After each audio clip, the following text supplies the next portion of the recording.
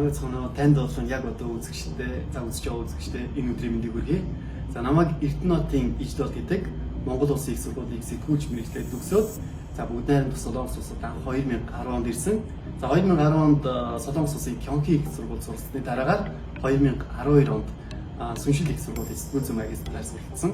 За 2014 оноос эхлэн Солонгосын сэтгүүл зүйд анх хөл тавиад 2017 оноос хойш бүгд найрамдах Солонгос улс дахь Монголын үндэсний олон нийтийн радио телевизийн тусгай сурвалжлагч аваад дөрөвдөг жилдээ ажиллаж байна. Та байгаль дээлтэй хандаж буй үйл хөдлөл хэлбэрүүдээсээ дурдна уу?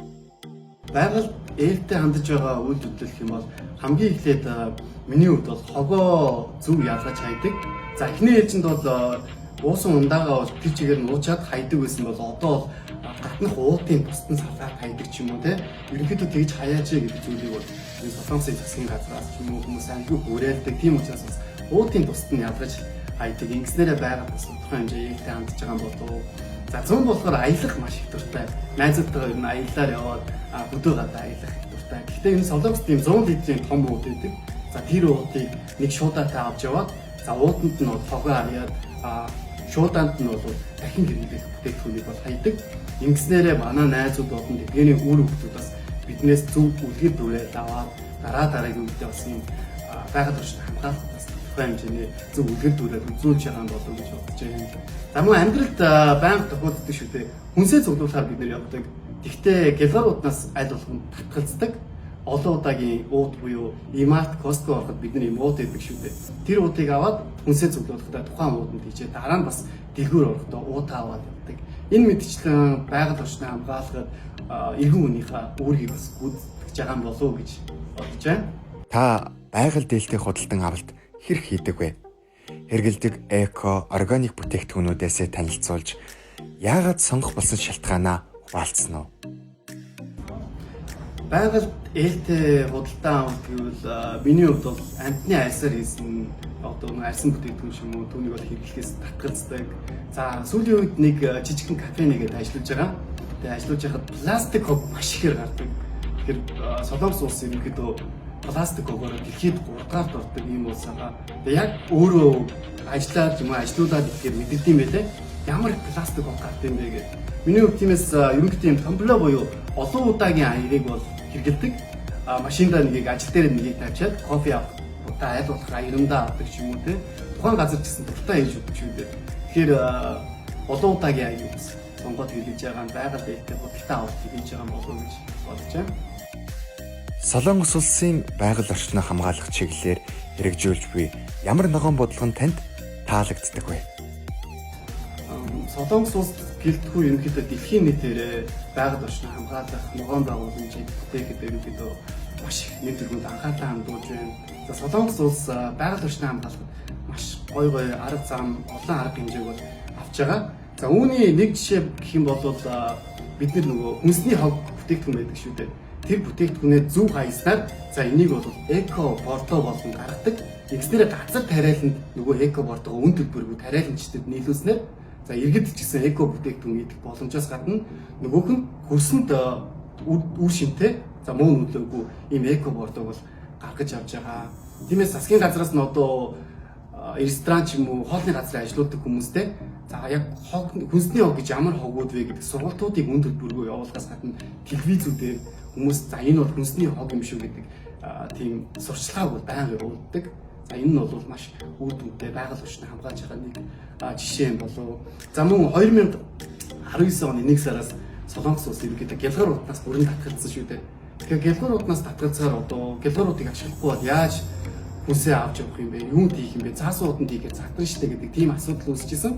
Гэтэ удалгүй нөгөө хөрсөнд уусдаг, хөрсөнд чингдэг хор үнэгүй тийм гэлгаруудыг бас Солонгосын засгийн газраас гаргаж өгсөн бас дараагийн шийдэл автоматаа бодсон нэг зүйл юм болов.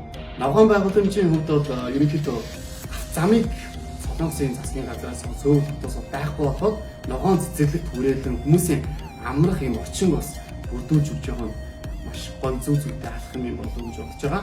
За 2023 онд одоо Гуаму нэмэх том төв талбай байгаа. Тэр талбай хажуудлын замыг ерөнхийдөө байхгүй болоход цэцэрлэгт хүрээлэн ногоон байгууламжийг барьна гэж байгаа. Тэр Солонгос хүмүүс ерөнхийдөө ногоон байгууламж за байгаль орчныг хамгаалах маш дуртай алхмуудыг хийж байгаа гэж ерөнхийдөө өөрийнхөө боддог.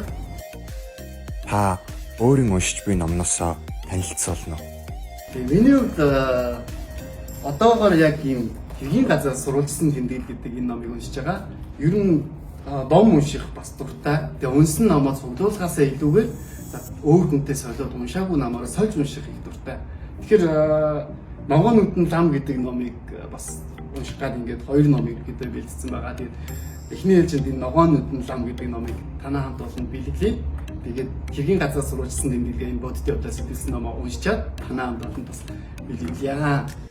Биднийг дэмжин ажиллаж буй байгууллагуудаас танд эко бэлгийг илгээж байна. Оо ямар гоё юм бэ.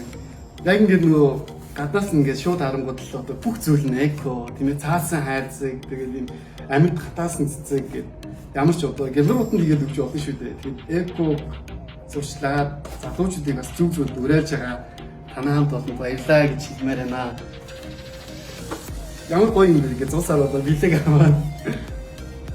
Вау.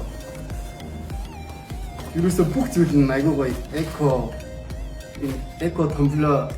Асуулт миний хувьд бас юу би тамираар хичээлт юм гэж бодож байгаа. Тэгээд энэ айгүй гоё юм.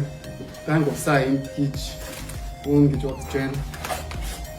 Вау, нарик. Монголчууд ерөнхийдөө айрганд маш дуртай шүү дээ. Нарик хаусын хамт олондоос баярлаа. Бас эко гэдэг ургамтанд хийсэн. Үнэхээр гоё юм аа бэлгэлсэн байна.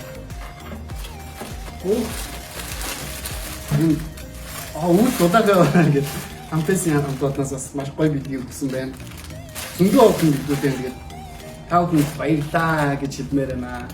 Тэгээд сүүлд нь хэлэхэд монголчуудыгаа тийм ээ бид нар чинь айгүй гоё байгальтай, дээрэс нь ан амтэн тусалсан үнэхээр гоё байгальтай тийм ард түмэн шүү дээ. Тэгэхээр эх орноо байгалаа бас хамтдаа хамгаалцгаая. Бид нар заавал нөгөөс хамар идэхгүй бол өчөхгүй шүү дээ. Тэгэхээр бүгдээ аль болох амтэн гэдэг чинь байгальтайгаа зохицон амьдрах хэрэгтэй, хүн төрөлхтөн ан амтэн, дээрэс нь байгаль гурав хустай амьдрах хэрэгтэй шүү дээ. Тиймээс бүгдээрээс байгаль орчноо хамгаалахаас гадна ан амтнаа хамгаалцгаая гэдэг зүйлийг уриалмаар байна. Солонгост нэг тийм байдаг, там гэдэг нэг жимс байдаг шүү дээ. Тэгэд өвөө эмээнэр түүж ягаад орой дээр исэн нэг 3-4-ийг нь заавал үлдээдэг. Яагаад вэ гэхээр шуу идэг гэдээ үлдээдэг байгаа. Тиймээс бүгдээрээс байгаль орчноо хамтдаа хамгаалцгаая гэж хэлмээр байна. Танаа хамт олонд бас баярлаа гэдгийг илэрхийлье. Үнэхээр гоё эко, за үнэхээр гоё байгаль орчноо хамгаалах залуусыгаа зүг уриалж байгаа, зөв мессежийг хүргэж байгаа бас баярлаа гэж хэлмээр байна. Баярлаа. Бидний урилгыг хүлээн авч зөв амьдралын хөвшилт уриалсан танд баярлалаа. Let's Come хамтдаа бүтээх Монголын мөрөөдөл төрийн бус байгууллага.